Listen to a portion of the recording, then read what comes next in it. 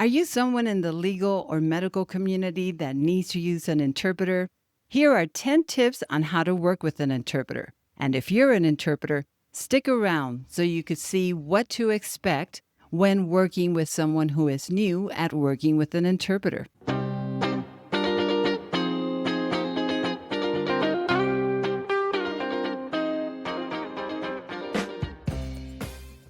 Welcome to Interpreters and Interrupters. I'm your host, Maritza. Working with an interpreter is like a dance. You lead and the interpreter follows. Sometimes the interpreter has to take the lead.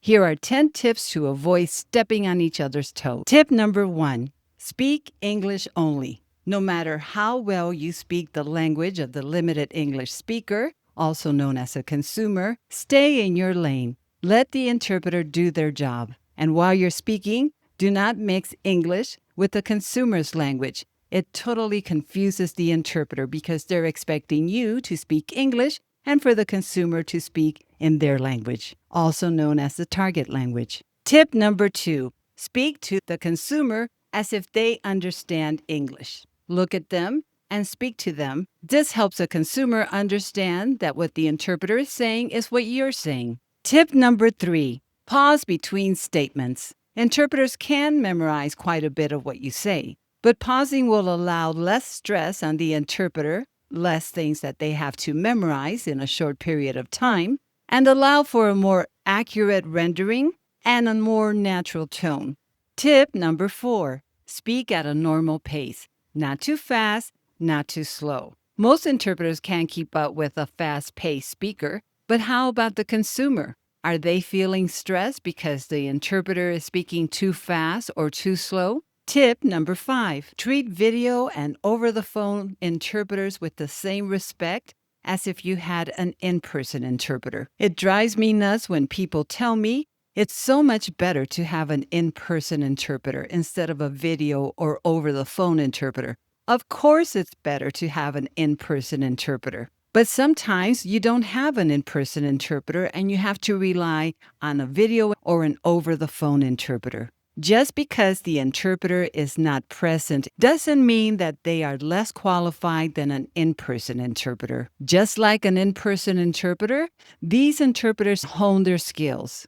They are professionals. And by the way, don't abruptly hang up on the interpreter. Wait for them to give their goodbye greeting. Tip number 6. Don't say to the interpreter, tell them this, ask her that, tell him this. This is speaking in the third person. You need to speak in the first person. In other words, speak to the consumer as if they understood English. And look at them. The interpreter is not a messenger. The interpreter is not just saying in their words what you're saying. Tip number 7, include the interpreter in the team. Introduce yourself. Introduce the team members.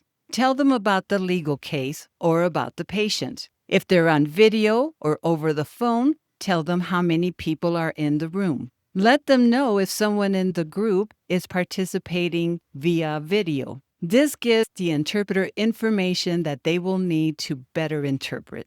Interpreters and Interrupters is a podcast for interpreters of all languages, including American Sign Language. If you like this content so far, make sure to give this episode a like and subscribe. It's free, and it will really help the channel. Tip number 8, it's not them, it's you. If an interpreter has to frequently ask you to repeat a statement, more than likely something is off.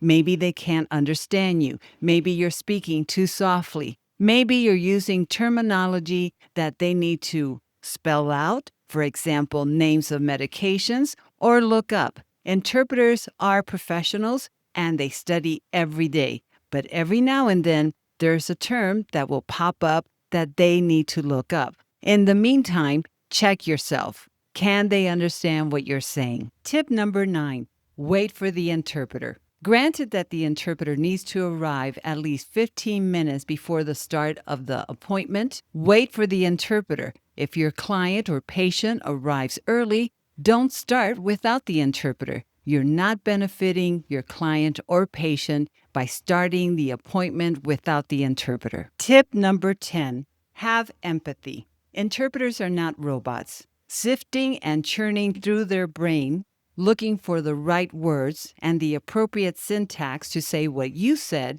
in the consumer's language, in other words, the target language, is mentally taxing. Like you, we get thirsty, hungry, hangry, tired, we get headaches, we have brain farts, and sometimes we even go into a fit of hiccups. Though we play Hollywood and appear to be friendly and somewhat happy, because we don't want to be overly happy, especially if the appointment has to do with something that's kind of negative, give us a break.